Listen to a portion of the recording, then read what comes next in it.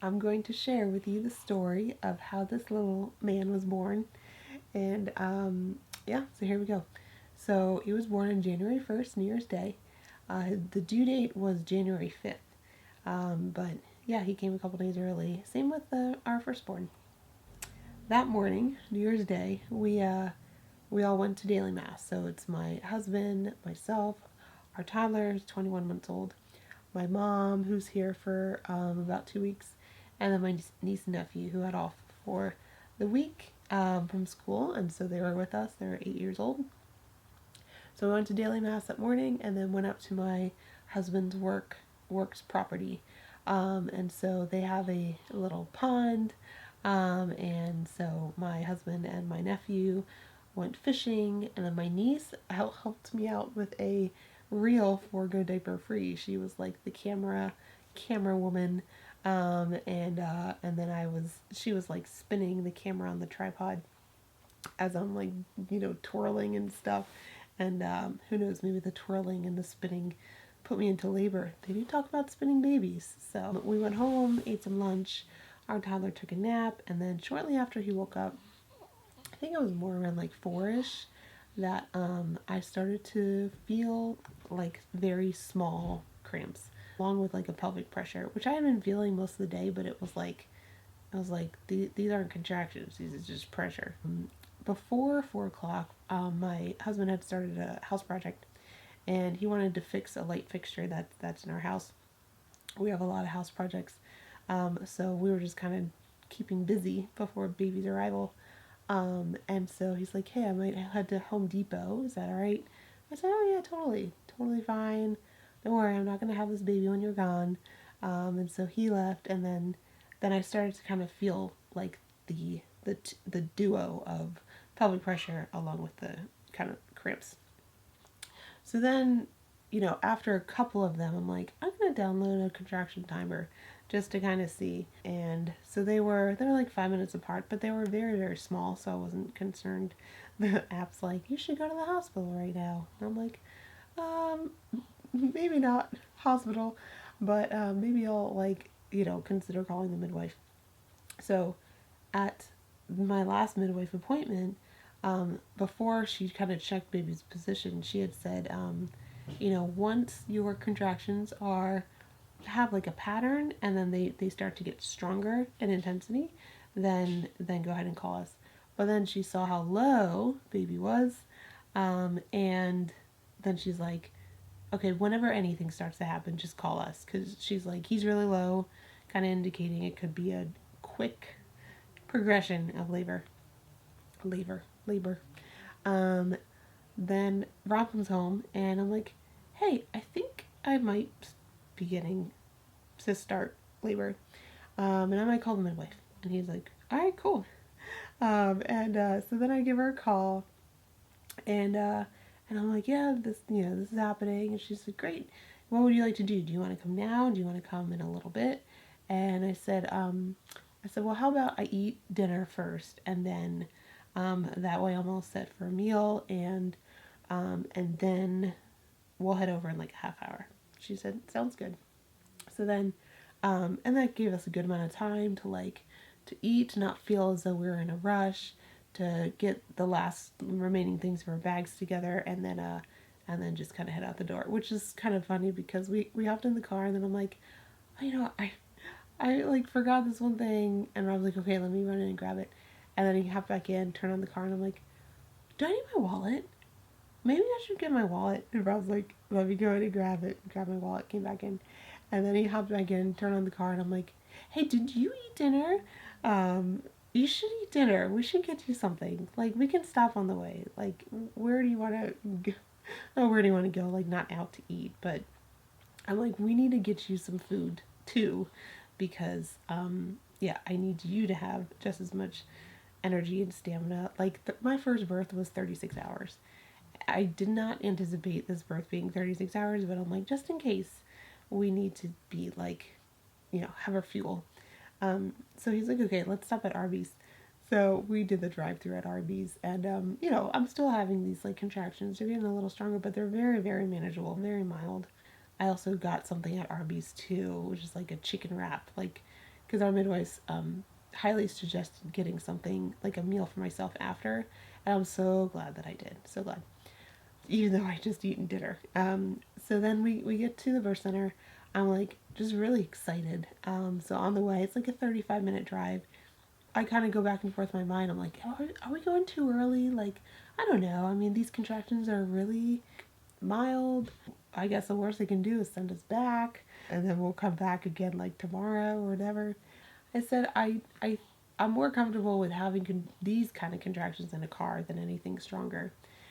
And then we're reaching out to some people asking for prayer requests because we believe in just the strength of offering up your any kind of suffering for others and things that they're going through. And so we started to I just started to offer up contractions just for the intentions of other people and things that they were praying for. So then we get close to the birth center, and I just kind of like, I'm so excited that I start crying and like happy tears.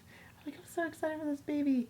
And we get to the birth center, and the midwives come out to greet us, and I'm like, I'm crying, but it's because I'm happy. And they're like, good. Then we get inside, and we get settled. They help us just get settled upstairs in the birth room. Then my contractions kind of stop for a little bit, and I let our midwife know, and I was like, oh yeah, I feel like I haven't had one. They kind of like dropped in frequency, and she said, yeah, that's totally common. You know, like you just change locations, and so your body's kind of in like a fight or flight mode. And she said, but they'll pick back up, which they did. So the room has a bed, has couches, it's got a blow up birth tub, a let's say a bouncy ball, a yoga ball, and then like a tumbler mat, which they blew up later that night. But yeah, it's exactly what it sounds like a gymnast tumbler mat. You know, I'm going through contractions, and I can tell that they're getting a little bit stronger, and I'm like, okay, I'm glad we're here. And then our midwife does offer to check me. I I have like I go back and forth with cervical checks because I know that I'm someone who would get very discouraged if I got a check and I was like a lower number than I thought I was. Or I'm like, oh no, I'm only like a 2 when I thought I was a 7 or something. But I was open to it. But then I was like, I don't know, maybe later. You can check me later. And Rob's like, how about the longer you're in labor for? He's like, when you get really uncomfortable, you're probably not going to want to do a check. And he said, so, you know, you could always do it now when you're like more comfortable. And I'm like, that's a good point. So we did one, and she said I was like between a 4 and a 5 centimeters, and I was ecstatic. I was so excited, and I was like, well, this is great. Like, I feel like I'm halfway done already, and like, it hasn't even been that long. So that was like a really encouraging moment. Then what else? So they left the room, and then I'm just kind of like walking through the contractions. They were getting strong enough that I couldn't sit through them. Sometimes I have to like lean over a chair or lean over the bed and kind of just like breathe through them. And like Rob is I asked him sometimes to like, hey, can you like push on my back or do that? A little snort. And I'm like, hey, I'm gonna listen to my Christian hypnobirthing. So I put on my headphones, kind of listen to that for a little bit. It's just like relaxing music with scripture verses, which helped me a lot with our firstborn's birth. So I did that for a little while, and then I take my headphones off, and I'm like, I just want to talk. And Rob's like, okay, what do you want to talk about? I'm like, I don't know. I don't know what I want to talk about. I just want to talk. And he was like, all right. So then he started talking about the light fixture, and I'm like, I don't think I want to talk about that. God bless him for listening to me and wanting to talk about something. Light fixtures are something to talk about. So then I just keep laboring, and then I look at the tub, and I'm like, I wonder if it's too early to go in the tub. So then, I mean, I definitely felt like I'm like, I know that the tub's gonna take a while to fill up. I think by that time I'm gonna be ready to hop in. So I asked Rob, I was like, hey, can you ask the midwives to fill up the tub? He said, sure. So then they come up, they start filling it up. Oh yeah, and then they're filling up the tumbler mat too. So granted, all this is very loud, but I'm still at a point in labor where it's like not bothering me. Um, I guess I could have put on my noise canceling headphones, but it was fine. So then they're doing that, and then I have my sweatpants on by this point, and there was a contraction where my water broke, and so then like just water, it's just a gush of water, it just goes all over the floor, and but it was really exciting because I'm like, it's go time, definitely in labor, it's go time. So then eventually I can hop in the tub. They're still filling it up, but they check the temperature. They're like, you can hop in if you like. We'll just keep filling it up. And so then I like hop in, and it feels so good. And then I just kind of labor in there for a little while. And then they're still filling it up, and it gets to a point where it's, I don't know if it's maybe like 3/4 full, but the loudness of it starts to get to me, and I was like, hey, like I could really use some like quiet, and so then like the midwives are kind of back on the couch, but then Rob just kind of hops up and turns it off, and it was just like everything was just quiet and peaceful, and it was just nice. Now I am feeling a lot of pressure by this point, very uncomfortable.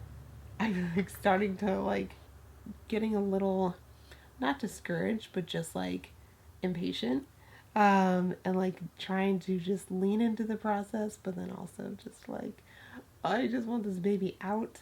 So then I labor in the tub for a little bit, and then I just start to feel hot.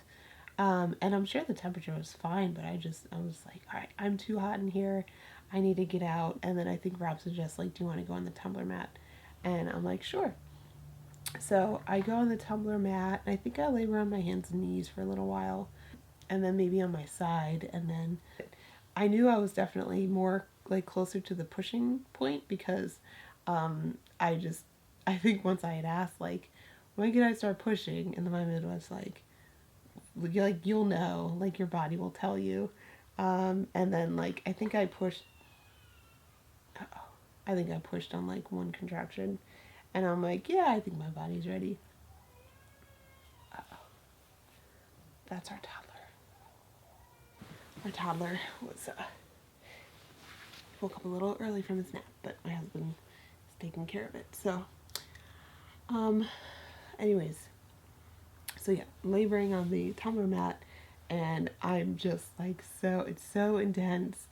Like the pressure is so strong, and I'm just like, then I start kind of having these like animalistic like roars as I'm pushing, and so then I do that for a little bit, and then I don't know if it was my thought or like a midwife or Rob was like, do you want to get back in the tub?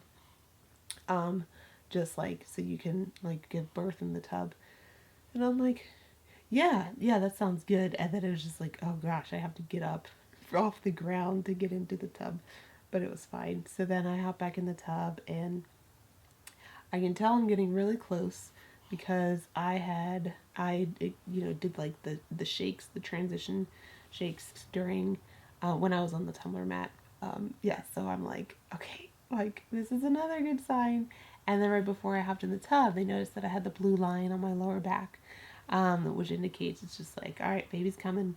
And so then I hop back in the tub, knowing that it's just like, okay, I'm so close. I can like, I know that I'm at the pushing point, and this is just the last stage. I just got to get through this. So I'm trying to like coach myself into just like, I could do this, don't get discouraged, I can do this. And vocalizing and just like, I'm close, right?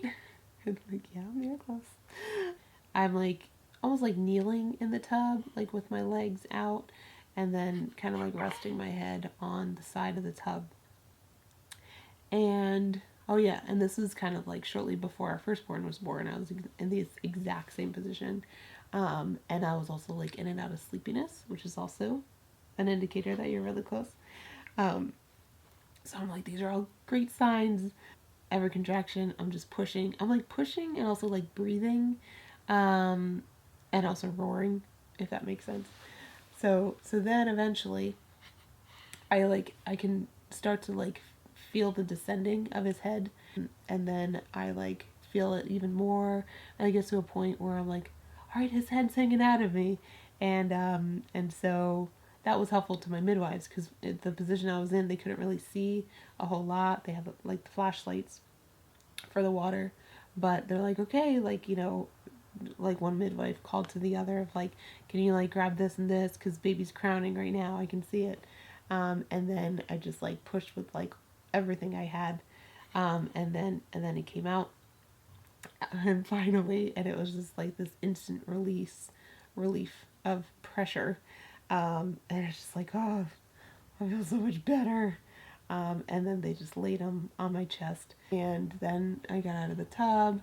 The midwives, after they kind of did the initial checks, they just gave us privacy for about a half hour. Came in, did like a couple more checks, just like very brief, and then like left the room again for 30 minutes just to give us like some family time with this little guy. And yeah, it was wonderful. Like, and he latched right away, which was great. I had some nursing issues with our firstborn, and so I was very thankful that it's just like, hey, I think this is a good start. And it's day 10, and so it has definitely been just as great since then, as far as feeding goes. He's almost back at birth weight, which is great. So if you didn't know, babies typically lose weight after they're born, but it should be back at birth weight. I think within 2 weeks. After a couple more things, we were home a couple hours later. Let's see, he was born at 8:55 or 8:45, and we left and came home around like 1 in the morning. So it was pretty quick. But they were like, everything looks good. If you guys are fine, and feel comfortable going home, we're fine with that. So then we got to sleep in our own bed, and he had a good night's sleep. I had times when I was nursing him, but then he would go back to sleep. Yeah, and so everything's just been really, really, thankfully, really smooth. And I'm just very grateful. And I've just been resting and recovering. Um, yeah, it's been 10 days, which is hard to believe, but I wanted to get this recorded so that way I didn't forget all the details. Um, yeah, and now that it's getting noisier outside, I'm gonna stop the recording. All right, I hope you enjoyed the birth story of baby John, our second born.